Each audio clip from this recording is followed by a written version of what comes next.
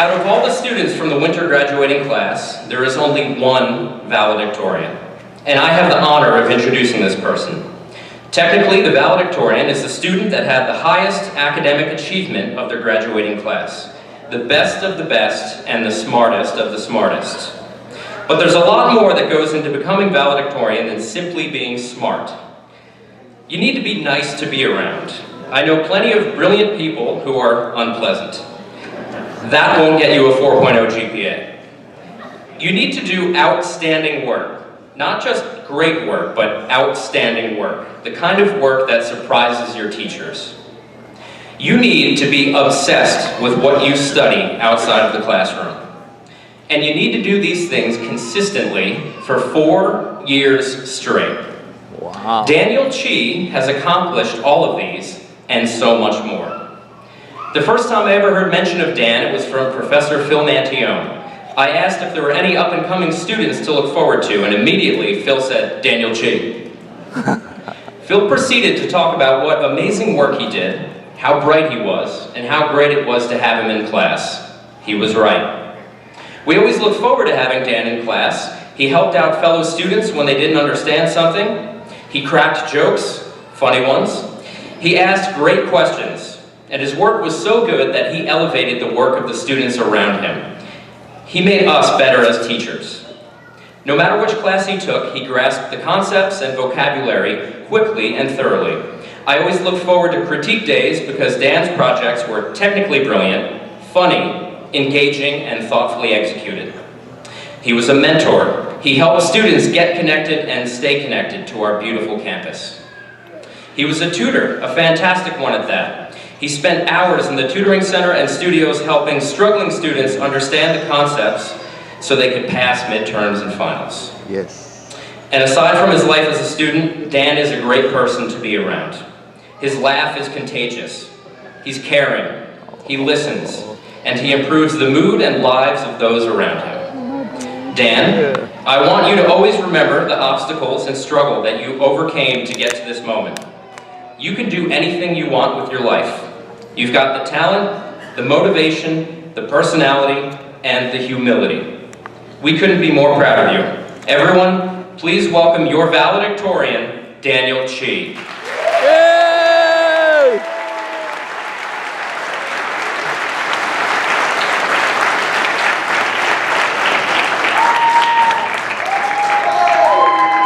Woo! My baby.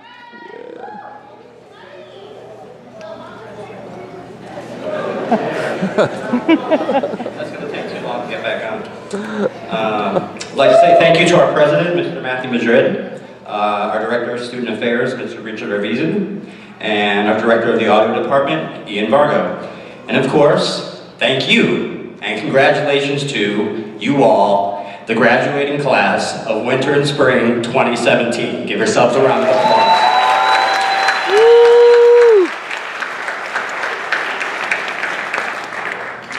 A very unwise man once said, "Sure, I'd be honored to." Then he asked, "So, what are you looking for duration-wise?" Richard responded, "About 10 to 15 minutes long." And then I went, and now we're here. This is the punishment for trying too hard. It's a final presentation that can't be eaten up with a YouTube video or PowerPoint memes. So, I went online to look up some example valedictories. Those things are only like 6 to 8 minutes long. Like, I'm talking about the college ones too. I realize there's a difference between high school and college quality. The high school presentations are significantly more impressive. There was this one student that actually solved a Rubik's Cube during his presentation. And the entire time he's using it as an analogy for how you're gonna have to take multiple attempts to solve like one problem in life. And so like I'm watching him do this, I'm thinking, whatever, I can do that. So I take like a day, and I like rephrase what he's saying in his speech. I go buy my Rubik's Cube, and it takes me like, honestly, 20, maybe 25 times before I figure out that I'll never solve a Rubik's Cube live, or ever.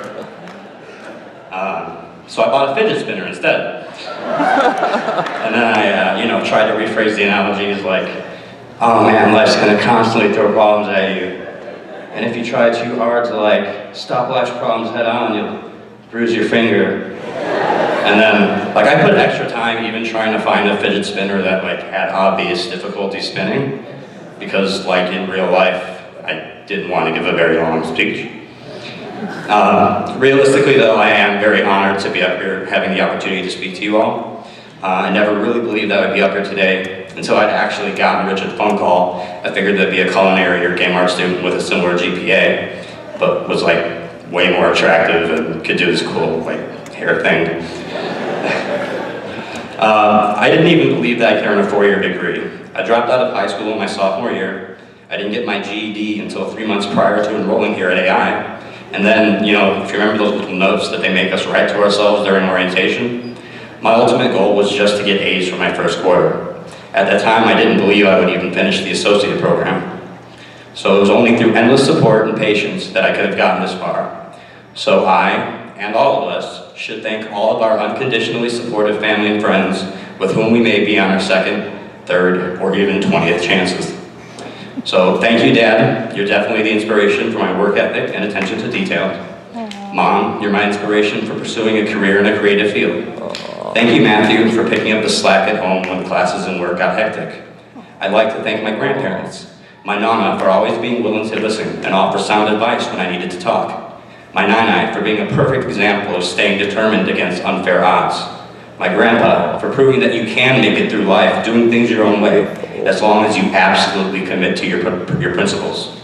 Thank you to my uncles, Paul, my role model for empathy, David, who introduced me to the more technical aspects of computing, and Sal for buying me my first guitar, effects pedal, and amp. A special thank you to Carrie Willis for always helping me out through my rougher times. Now, we may not all have had large support systems, or maybe we had people in our lives actively discouraging us from enrolling. Maybe we ourselves were actively self-discouraging. However, we dedicated ourselves to something that we had as much reason to believe we could succeed at as we could fail at. Yet, we're sitting here today because despite those risks and worries, we took that first step and we finished what we started. But that first step was a doozy, wasn't it? Right now, we're all in that same position again. We need to jump into another unsure decision. We need to maintain an exceptional level of dedication to a new goal, and we have to get out of a very cozy comfort zone. However, we literally all just succeeded at doing those 3 things. So we have every reason to be confident that, regardless of what new goals we choose to set, we can start them and finish them. If I'm aware that I have to face a new challenge, I prefer to reference the methods of someone who's overcome the same challenge. We can be our own models of success. So let's go back to the beginning and try to remember what got us through it. Like orientation day to quarter 3, when you constantly just why don't my mentor leave me alone? Well, they don't leave you alone because they help. I'm really glad that I interacted a lot with my mentor, so I do have to thank Tamika Robinson for her encouragement and for doing an amazing job of getting new students to collaborate and providing them with extra engineering practice through her podcast production club. Quite a few of our current bachelor graduates and past associate graduates met each other in those club meetings. But even the fun things still required some discomfort. I remember feeling like a dip walking around campus with my Zoom trying to get students to give interviews and shout-outs for our show. So, our first years here at AI, we all met a ton of new friends. That's one of the things I'll miss most about this campus, is how it functions like a close-knit community. We're all in the same boat, we have common interests, similar struggles. So I'm confident saying that our classmates became one of our most important pillars of support. During my first year, I met my second family, and I greatly appreciate they've always been there for me over the past 4 years. Thank you, Michael, Alicia, Tyler, Jackson, and Scarlett. Okay, so we had all just gotten past those first awkward few quarters. We found a little kick-it cruise, and we got a little routine going. But that's when we hit our graduation grind. Nothing felt new anymore, the work got harder, there was less time to enjoy. Luckily, we had awesome instructors to help keep our heads in the game. I'm positive they were integral to all of our achievements. We owe as much thanks to them as any of our other sources of support. That being said, I'd like to take this time to thank the instructors who have had a huge impact on my life. You've all been encouraging, caring, and influential to me as both career role models and friends. In terms of audio engineering and higher education, you have taught me literally everything I know. Please realize that the person I am today is a compilation of all of you. Your philosophies, your technical skills, and your teaching styles are equally present in whom I have become as a person. So rather than thanking you for each individual concept or thought process you've taught me, I'm going to use this time to reflect on some earlier memories I'll have of you all. However, I do need to extend one unique thank you to Dr. Francis for his guidance in writing this speech. Thank you, Dr. Francis.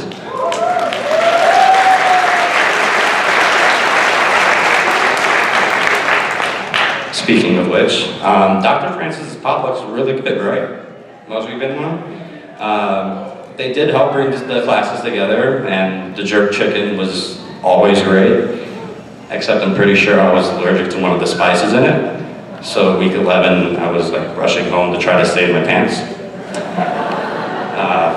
Dr. Sarainen was the first instructor I met at AI, and his second assignment for MIDI systems has become kind of a legend at this point.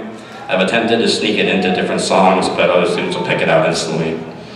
I went back and looked at some of the revision notes on my old survey of the audio industry papers from Max Foreman's class. Oh man, they were really, really bad. After having proofed a lot of paper and then reading those, I'm so sorry we have to read them. Also, I'm sorry that I'm not like Bill O'Reilly, who never says he's sorry. Truly, I'm sorry. In Luis Lopez's fundamentals class, I was the guy that thought resistance could also be referred to as impedance. There have been a lot of off-the-wall moments at AI. One that I'll never forget is when Ellen Golden taught us how to count note values by performing a piano rendition of Dr. Dre's B's ain't F's, but H's and T's.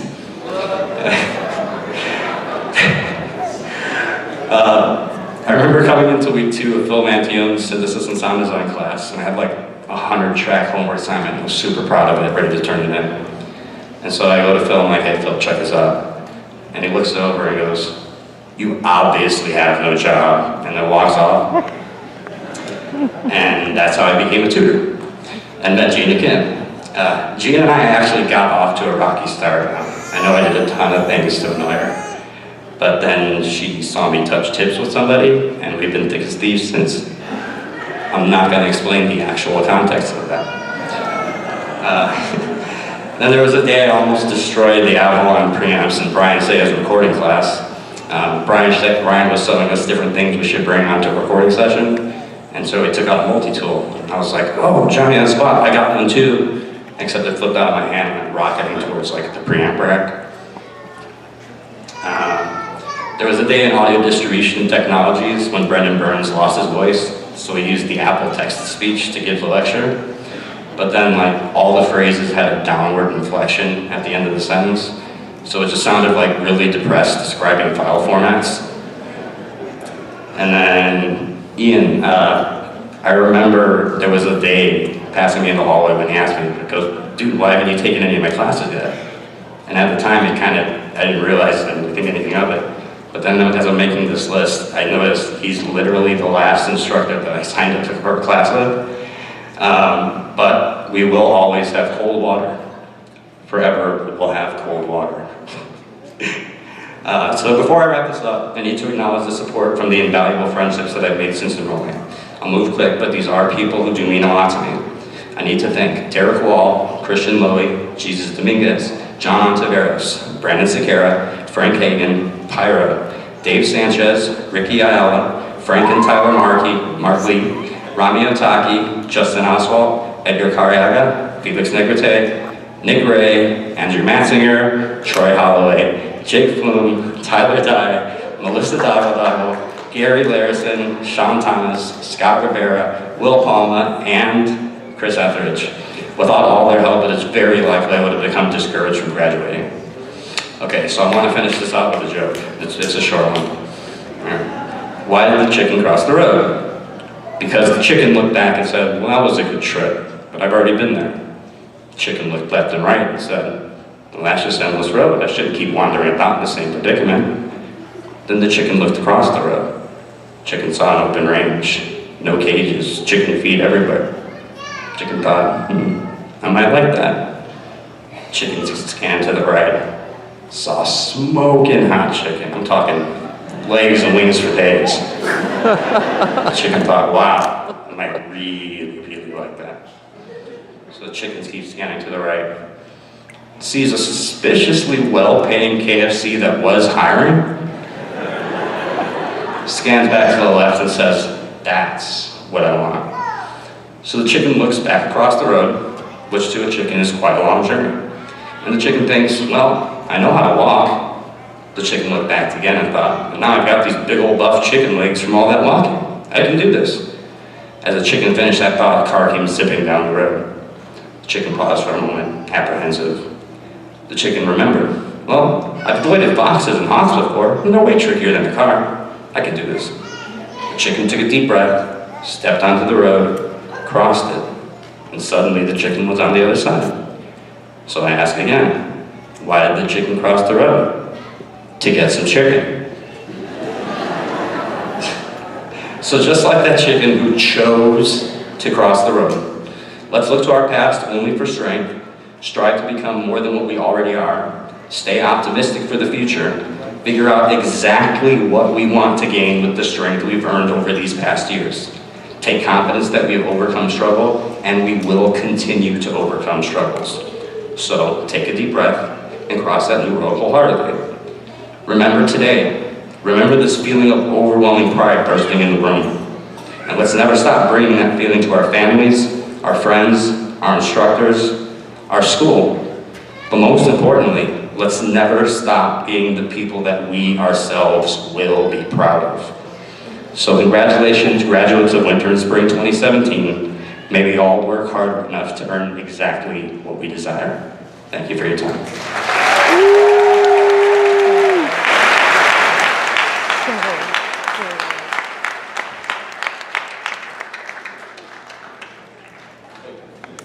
Might need this later. Don't want to take away the idea of throwing that. Thank you, Daniel. Nice speech. And I'm not sure if you noticed as you were speaking, as soon as you mentioned chicken, all the culinary students